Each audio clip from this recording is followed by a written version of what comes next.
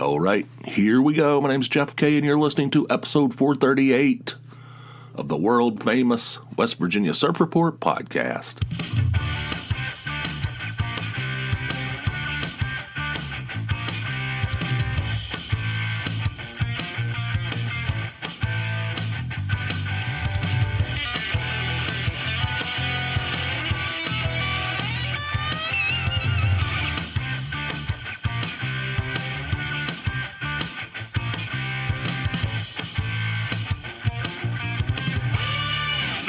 Is way out of line. A few nights ago, I came home from work and walked through the front door. It was late at night. Everybody's asleep.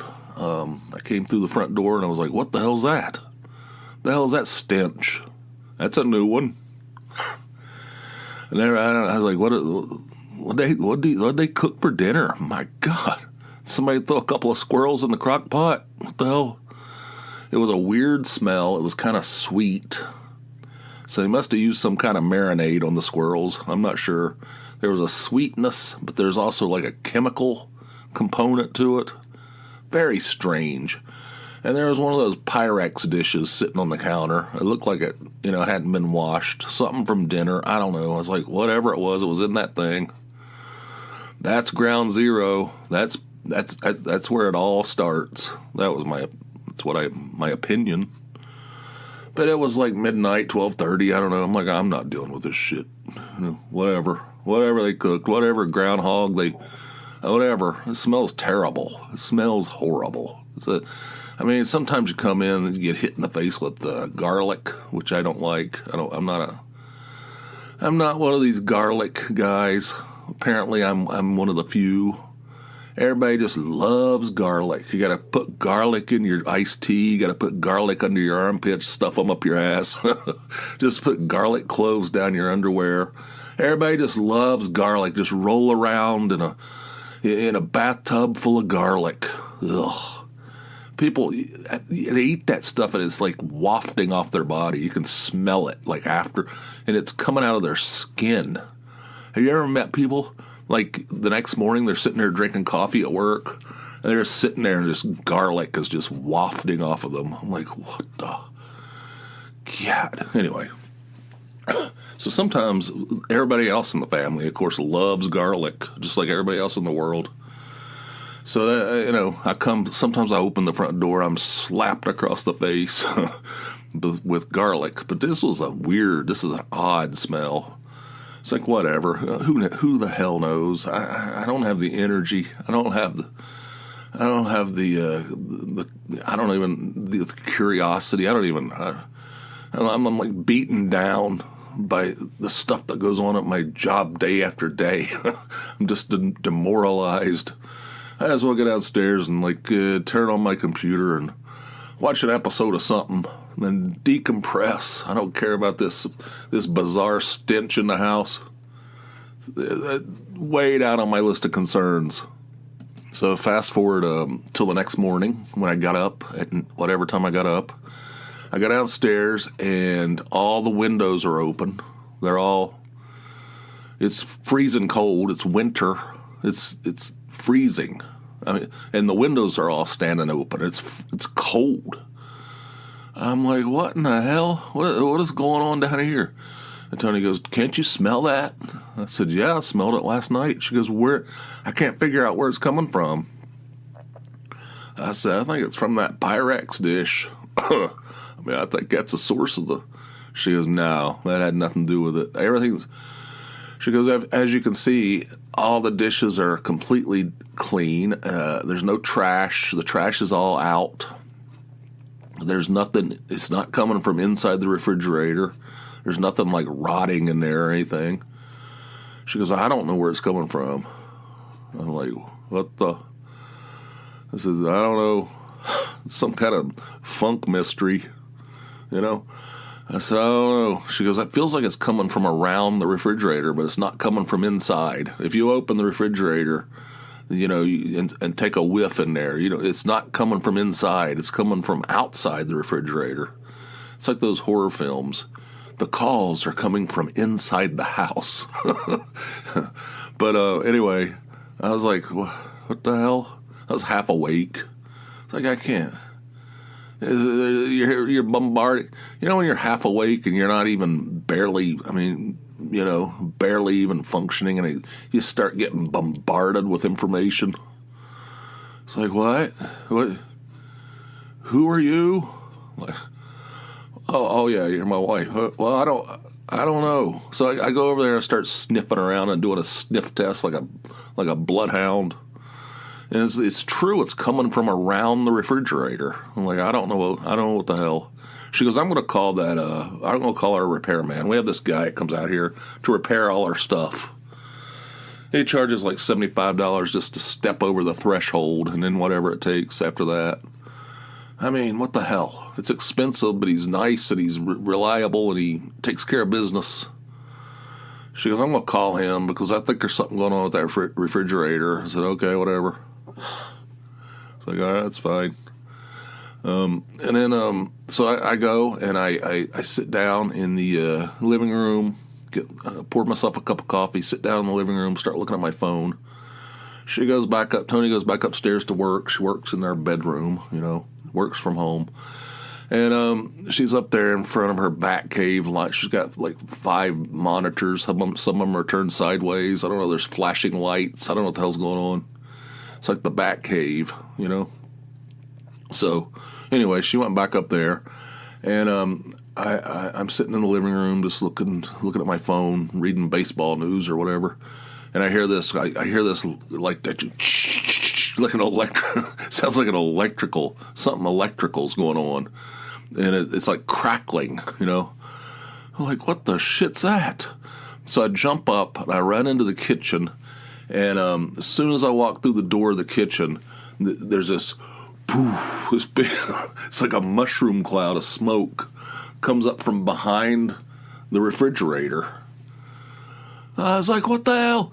Oh my God. Big cloud of smoke. The whole house smoke is like, the whole kitchen's filled with smoke now. And I'm like, what in the living, breathing shit's going on? Yelling. So I pull the refrigerator away from the wall, which the thing glides. The thing's on wheels. I didn't know that. Like, I don't know. So I just pulled the thing and just glided out easily. And I pulled it away from the wall. There was stuff on fire back there. There was things on fire. There was like stuff on the floor, like napkins that had fallen back behind the thing at some point. But shit was on fire. There was fire in our, I had to stomp that stuff out before it spread, and pulled the plug on the thing. And I was like, what the? And Tony was on a call with her boss. So I couldn't even talk to her about it, and the thing was, like, what the hell just happened here? What, a refrigerator? And now there's shit on fire in here. What if it had happened in the middle of the night? What if it had happened at 2:30 in the morning when everybody's asleep, or when nobody's home? I mean, the refrigerator runs all the time, right? And I don't know. I think they could have burned the house down. I mean, that's not out of the realm of possibility. So that shook me up a little bit. And then Tony came down finally, and she goes, "What happened?" I said, "I don't know." Sitting in there looking at my phone, and I hear this loud crackling electrical sound, and then a Hiroshima cloud comes up from behind the refrigerator, and there's shit on fire. That's right, shit on fire. Did I emphasize that enough? I don't know. And that was scary. I don't know. And then the guy called. The guy called later that day because she did call the repairman, and he goes, "What's going on?" And he told her what happened, or she told him what happened, and he goes, "Oh yeah, that's the relay from the blah blah blah to the blah blah blah." Those things can cause house fires when they go bad. I could fix it for you. Tony's like, no way. That shit's going to the landfill. We're not going to. I won't go to sleep with that thing in the house. That thing tried to murder us. That refrigerator tried to murder us. It really did. So he goes, yeah, whatever. It's fine. I could come out there and fix it for you. No, not going to happen. So she She goes, I need to take care. I can't think of anything else. We almost had a house fire here. I said, uh-huh. And she goes, I'm going to take half a day off. I'm going to call my boss and I'm going to tell her I need to leave. And I said, what are you going to do? She goes, I'm going to go to Lowe's or Home Depot and buy a new refrigerator. I said, okay. I said, you have to make sure, though, that it because it's like a cutout in the cabinetry in the kitchen. So it has to be a specific height. It has to be a specific width and depth, or it won't fit in there. You know, when we moved here from California, we had this big refrigerator that we had, and it would not fit in that space. It was like way too wide, way too deep, and probably way too tall. So we were like, what are you going to do now? So we had to go buy another refrigerator and have it.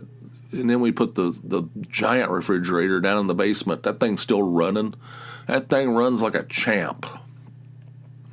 We've had that thing since 1993.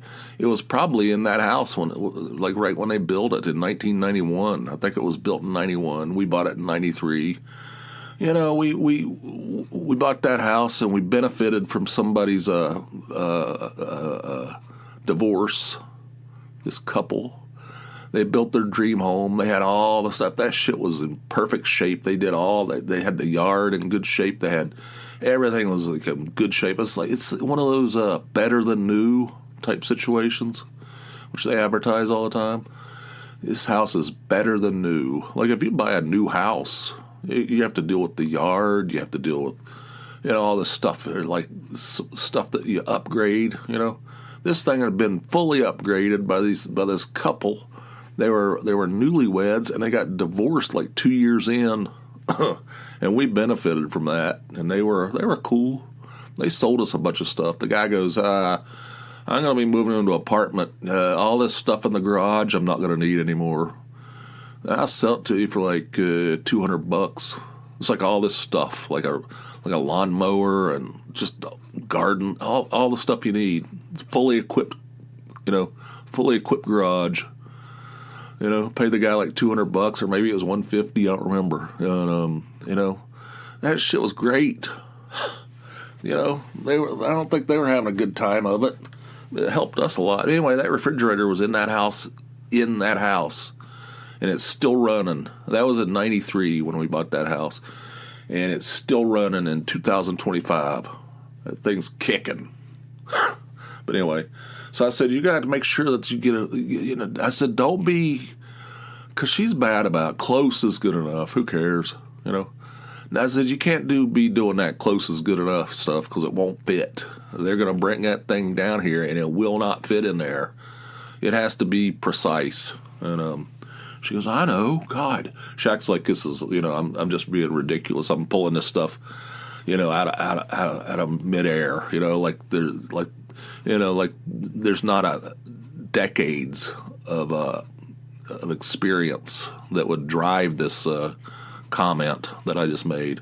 She acts like I'm just pulling it right out of my ass. But anyway, so she did that. She went over to Lowe's and she bought a new refrigerator. And she texted me later and said it's going to be delivered tomorrow morning. They're going to haul the other one away, and that's that. She goes, I was going to get a black one, but they're $200 extra. I said, what the hell with that? I said, what'd you get? She goes, stainless steel. But she goes, it's like stainless steel and black. I said, whatever. I don't really care. It's fine. It's a GE. It's nice. So the next morning, these guys come with, there's two guys on a truck, like a big truck. And they had like Jamaican accents or something. They were definitely from one of the islands down there, down below Florida. And they came in there and did some measurements and stuff. And the guy pulled our refrigerator out in the middle of the kitchen floor, the old one. And within seconds, literally within like 5 seconds, he had both doors off of the thing, the freezer and the main refrigerator. He just like took them off so fast. I'm like, what the? It would take me an hour, and I'd be throwing a tantrum. I'd be like, this thing, piece of shit. He's got the thing off at like in seconds. And then so then they brought the new one in, put it in place, plugged it in, thing was running within seconds, and then they just hauled the other one out, took the doors out separately because it wouldn't fit through the door, with the doors on. And they were there for like, I don't even know, definitely less than 10 minutes, maybe 7 minutes. The whole thing combined is like in 7 minutes. Our old refrigerator was gone, new one's in place and plugged in and running and everything. Then the guy's like, you're gonna get a survey. You need to give us all 10s. I said, okay. I don't think that's the way surveys work. I think it's based on my opinion. This is what I'm thinking. I'm not going to mess with these guys. I don't want to mess with these guys. Obviously, I don't have any reason to mess with these guys. He's like, he goes, you're going to get a survey. You need to give us all 10s. I said, okay. It's like there was like a threat to it. Or you give us all 10s, or you'll be seeing us again. You do not want to see us again. That was the implication. That's what I heard. I said, okay, whatever. That's fine. Don't worry about it. He goes, all 10s. I said, I got you. All right, thank you guys. Appreciate it. Thanks for your 7 minutes. And then that was it. So we're good. So everything's good. The things it's nice. It's much nicer than the old one. And so far, it hasn't tried to murder us. It hasn't tried to burn down our house and kill the whole family. So there's that, too. That's also a positive. It's got this nice little... because one of the things about that small refrigerator, it's too small. Because it's... Like I say, you can't get a big one because it has to be small. And then we got a big one in the basement. But it's too small. It's packed out. And people just open the thing and just throw stuff in there like they're playing skee ball, They're like, let's see, we're gonna put this pack of ham. There's they're playing cornhole. Just like open it and just throw it in there and close it. That's what it feels like. It's just you can't find shit in there. You got to get down on your hands and knees and like pull stuff out of there. You got to get down on your hands and knees and pry that thing open, And then I don't know. It's nicer because it has this drawer in the middle for your sandwich stuff, like like hot dogs and lunch meat and stuff, cheese and stuff. You can stick it in there and it's separated. It's got its own VIP section. Then because that's what I'm looking for half the time. I'm looking, where's that? Isn't there some ham or turkey in here? What the hell? Where's that? It's like, oh my God, it's aggravating because it's just open. People just play skee ball, I'm not even joking. This thing's a mess. Like I'm looking for something. Like I'm getting ready to have a salad or something, and then I know there's a big thing of bacon bits in there. Like what happened to those bacon bits? They're in there somewhere. I said, I don't have 10 minutes. I have to lay down on my stomach and, in the floor of the kitchen to find this crap. Then I find it, it's like mashed flat up against the back wall of the lowest level of the thing. You know what I mean? Like people just shove stuff in there. I think it just gets mashed all the way back. So anyway, at least we have that. It's got a little bit, it feels like it's roomier. I don't know. So far, so good. And like I say, hasn't tried to murder us, which is great. However, we were happy about that. That was a win. However, our dryer is once again down, not functioning right as I record this. Is not working. I had to go to the laundromat again on Sunday. And that sucks. I hate going to the laundromat. It's just, I don't know. There's people in there. Everybody just looks like they're all sad, despondent. Just in there, just like, everybody's sighing, you know. And it's just, I don't know, it's just the vibes in there. It's just, it just gets into your soul, you know. It's a negative place, in my opinion. I don't know. Maybe I'm overthinking it. But I went in there and I washed everything at home and then just took it over there and dried it. So I wasn't there that long. But it was enough for the sadness to get into my soul. And hopefully the guy will come out here and fix it. But we called him, or Tony did. When I say we, I mean Tony called him, and he hasn't responded yet. And this is I don't know, what is today? Wednesday? God, I'm way off track. I got shit going on. I can't get into any of it. My life is like not cooperating. But anyway. Well, we'll get that fixed, or we'll get a new one.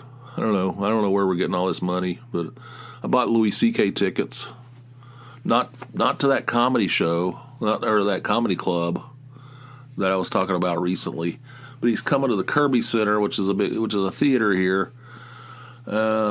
Which right after I recorded that one where I said he was going to be at this little tiny little comedy club, and I was trying to get tickets. Remember that? Then he announced this big world tour, and I mean world. He's going to be playing dates in India, like 4 or 5 different cities in India. How the hell does that work? Louis C.K. in India. But anyway, he's got this big, long list of all these dates on this thing. It's like a giant world tour. And one of them was Wilkes-Barre at the FM Kirby Center, which is a theater, like an old theater. It's where I saw Primus recently, and also I saw Shane Gillis there. So I bought tickets to that the pre-sale the day before. So I got tickets for that. I got tickets for the Phillies and Reds, July 4th and July 5th. Tony and I are going to go over there, spend the night over there somewhere and do some Philly stuff and go to 2 baseball games. That'll be fun. That's in July, like I said, July 4th, July 5th. Got 2 sets of tickets. And I got Viagra Boys tickets for September, late September. I got a few things. It's going to be one of these years we can't go, according to the boss. She says we can't go on these big trips. We got to keep it tight. Got to tighten that shit up a little bit. And I said, I don't like that. I don't like the sounds of that at all. So we're gonna have to do these quickie little trips. But anyway, so I got a few things on the books for the summer and later into the post summer. But it'll be good. I do have a few calls. I got 3, as a matter of fact. And this first one is from our old buddy Jason in Austin. And here it is. Hey, Jeff, it's Jason Yetma from Austin, Texas. It's Saturday today. It's a shitty day outside, rainy, cold. And I manage HOAs. I think I've mentioned that before, but that's what I do for a living. So I wanted to tell you guys something that happened this week. I have a condo community in downtown Austin, which is ran by the HOA board is all women, and they're all MILFs, like these beautiful single women. So of course, when they want something, Jason jumps every time. Whatever it is, I'm there for them. So they called me and said that they have a long driveway that leads back to their building, which they have parking around their building, but the driveway going up to the property also has parking. And a new restaurant opened next door to them, and they didn't want people parking there that didn't live there. So I got a new tow company, all that shit. The guy calls me. I said, hey, if they're at the end of the driveway, get rid of them because it's not our people. He called me this morning and said, Jason, there's so many fucking cars at the end of this driveway, you can't even get in it. And I said, hell no, the ladies don't want that. Start pulling them. Then he calls me again and goes, dude, there's like 20. I said, get another truck. I don't give a shit. Get them out of there. And then probably 30, 40 minutes ago, I started getting calls from irate homeowners. One guy said, I don't know who the fuck you are. I don't know what the fuck you do, but I better have my truck back in 30 minutes. Come to find out, the tow truck had gone to a different community that went by the same name as mine, but what he was describing, what he was actually doing was yanking cars out of people's driveways. So I've got a long day ahead of me, people pissed off, everybody upset. I don't know. It's that guy's fault. I sent him a map and the address and all of that. And anyway, so that's what we're dealing with today. Hope you guys have a great week ahead. Bye. All right. First of all, MILFs. that's hilarious. So that, you know, that's I'm bitching about my job. It's a relentless ball kicking machine. My job is just a kerosene fueled ball kicking machine. It is just a perpetual ball kicker. It's like every day. But I don't have any shit like that going on like you got going on where you had like 20, 30, 40 cars pulled out of people's driveways.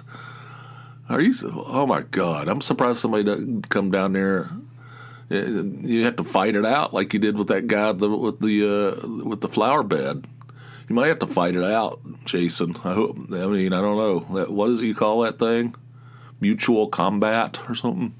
I don't know. You might have a few more of those in your near future, yanking people's trucks off their driveway and hauling them away to some undisclosed location. Yeah, I can see how that would cause a few problems. You know, even with my perpetual ball kicking machine that I engage with every day, I don't have anything like that going on.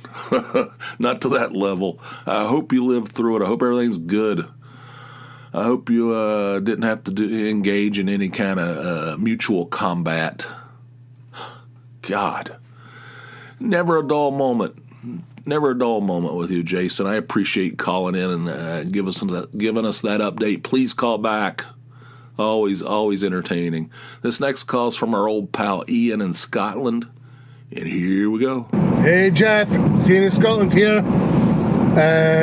Just returned from the Canaries, from Tenerife for the annual spring break.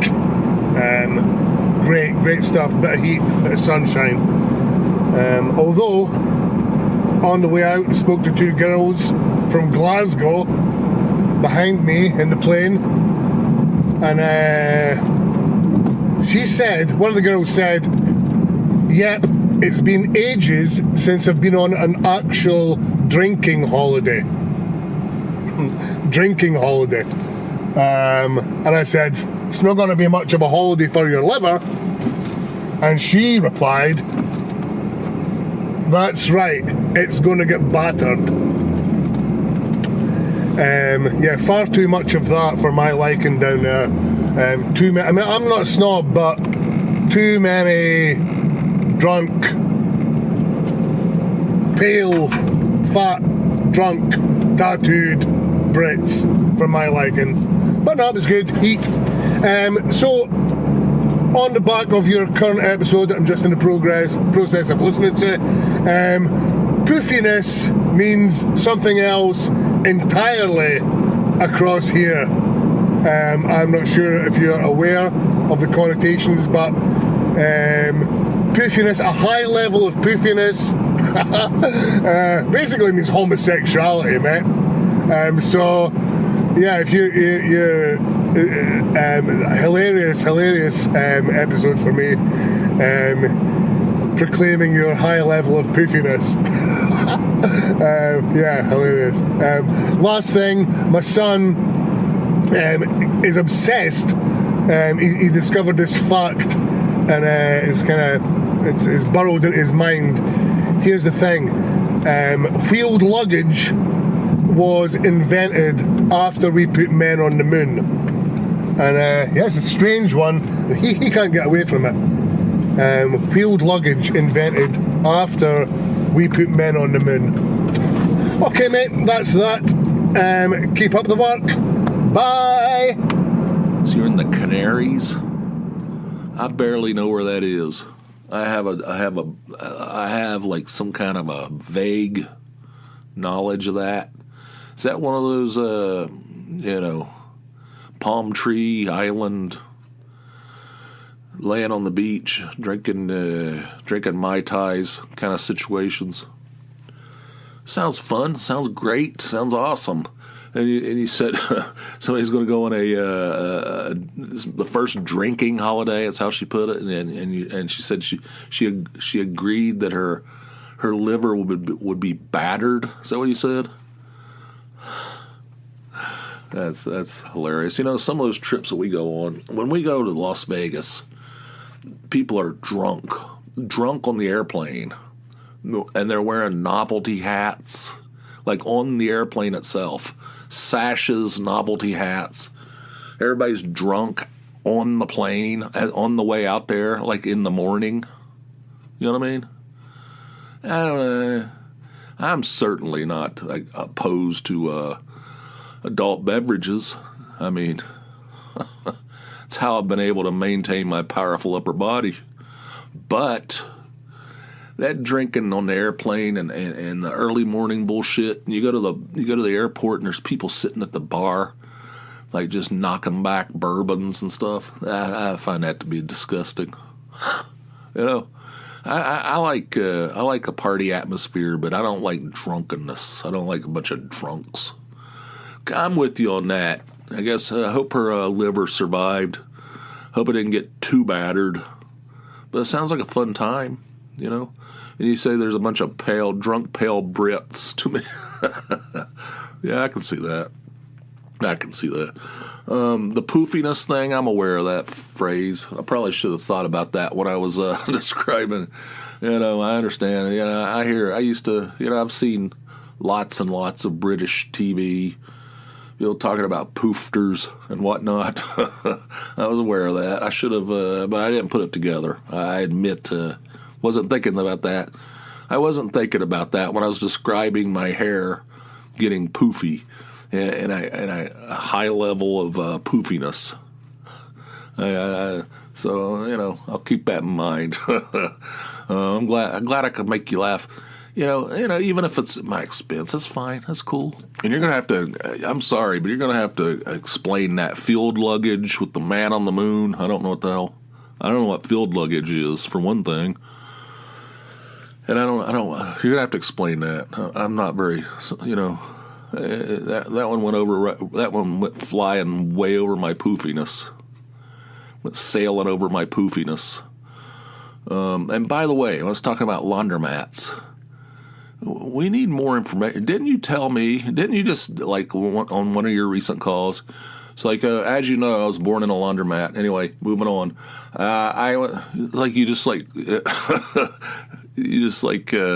Drop this thing. I was born in a laundromat. But anyway, back to the main point. You say something like that, and then you don't follow up. Don't follow up on it. We need more information on that. We need more information on this field luggage. We need more information on whether or not you were actually born in a laundromat, Ian. So many mysteries. You're a man of mystery. I appreciate you calling in. Always welcome here, as you know. So thank you for that. And this next one is from Jill in Pennsylvania, also a friend of the show. And here it is. Hi, Jeff. This is Jill from Pennsylvania. I have 3 items I would like to tell you or ask you about. First of all, what do you think about the Pete Rose pardon from the president? I'm very happy about it. I'm hoping eventually he will be in the Hall of Fame because he so deserves it. I'm just wondering what your thoughts are on that. I know Pete Rose's family is very happy about it. And also, for the first time, I saw the Pete Rose statue in front of their Reds Stadium, and I thought it was very impressive. And what really had me zero in was there are still flowers and candles and notes, and he was loved by many. I know in his older years and maybe his younger, he could be a little brash, but we, as Philly fans, we just always loved him. And one time we were at a game, and I believe it is when he broke Ty Cobb's record. It was so exciting. The stadium was packed, and people were hugging each other, and it was just an unbelievable moment. And the other, off the subject of Pete Rose, the segment you did from Reddit, which I had never heard of because I'm an old person, I absolutely loved it.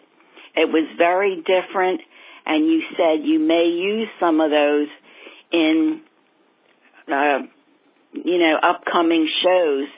And I think that would be great, even if you did one question a week at the end or however you could fit them in.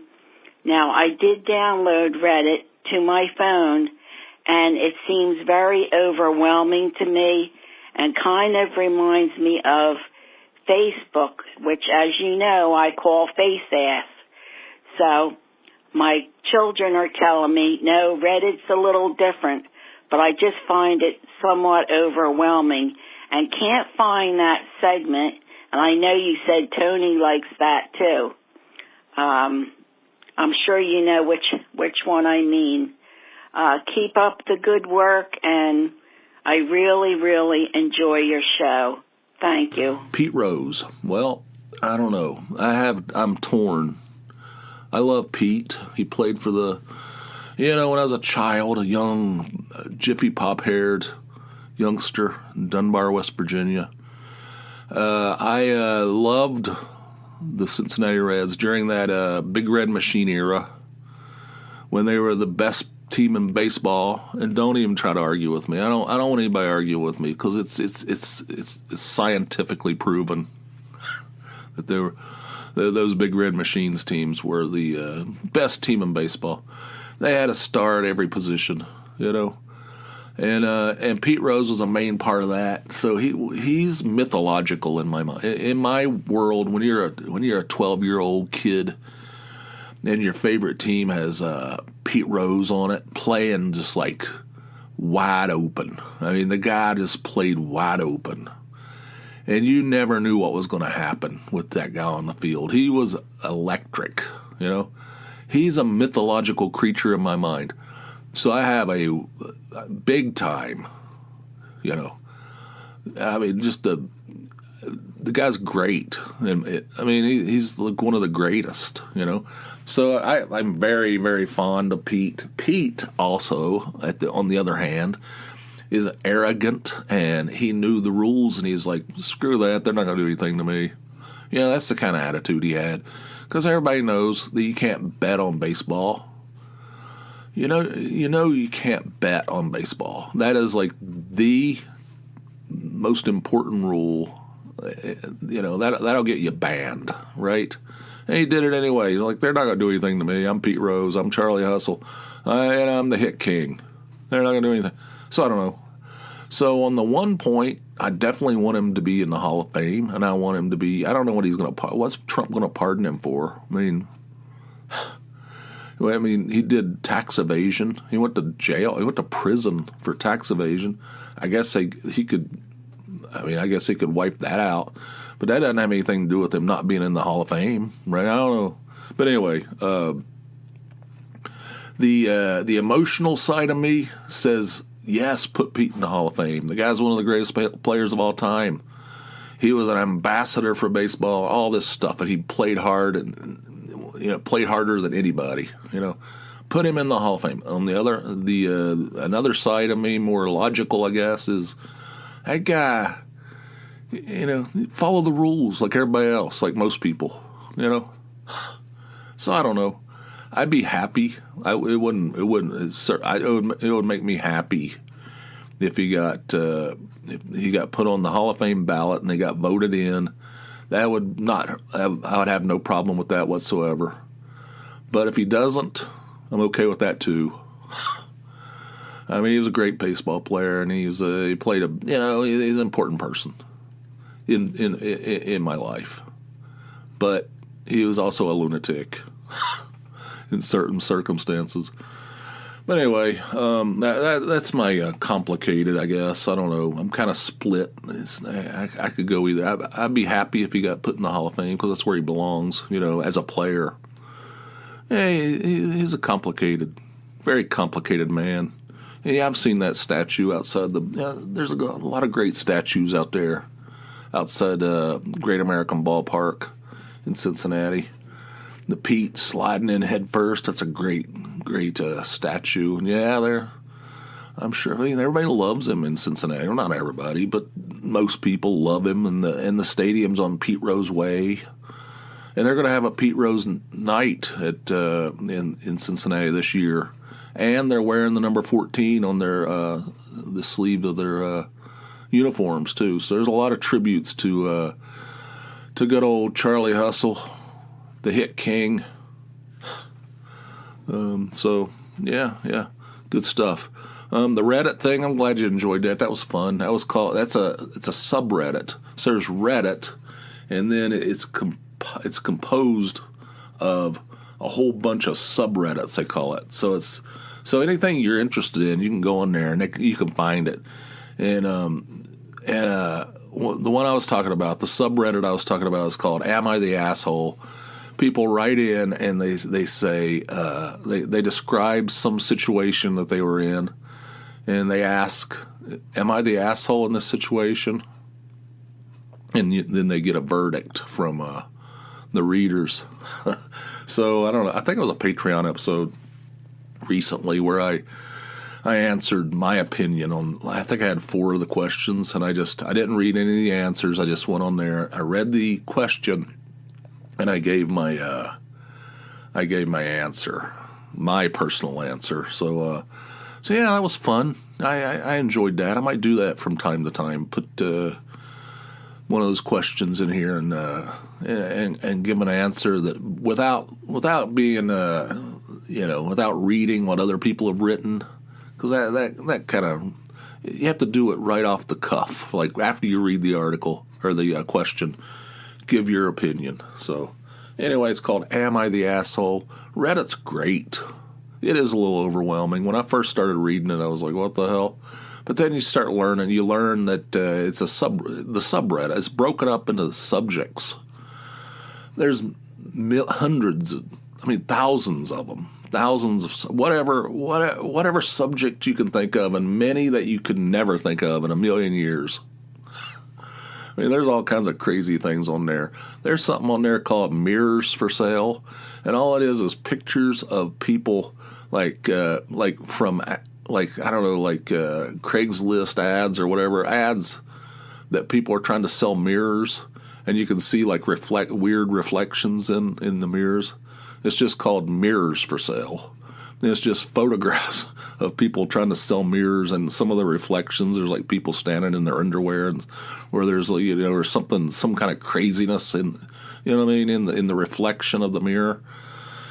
And there's thousands of them. I mean, it's just anything you can think of. It's there's one for just baseball. There's one for the Reds. There's one for every podcast, basically, except this one. And, what the hell what's all this beeping? I feel like I'm in Tony's bat cave up there. Anyway, I think I'm glad you enjoyed that, Jill, and I will incorporate that in some future episodes. That was kind of fun. It was enjoyable. So thank you guys for calling. Thanks to Jason, Ian, and Jill. I appreciate you guys giving me a call. And the rest of you, I invite you to do the same. The number, 570-290-8151. You can call me around the clock, leave a message. We'll almost certainly use it in a future show. And also, if you want 2 episodes a week instead of a measly one, you can do that too by heading over to patreon.com. It's Patreon,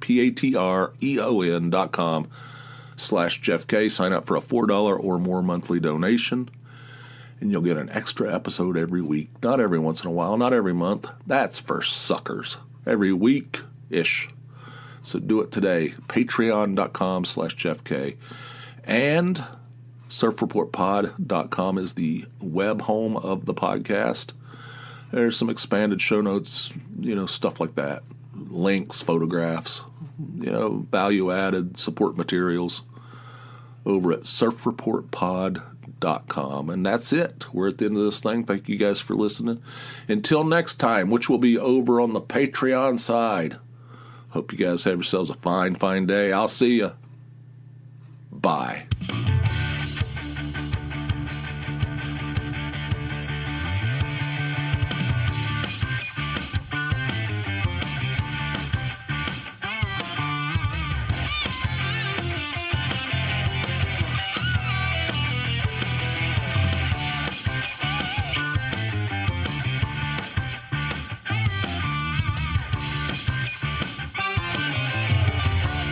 Slapped across the face with garlic.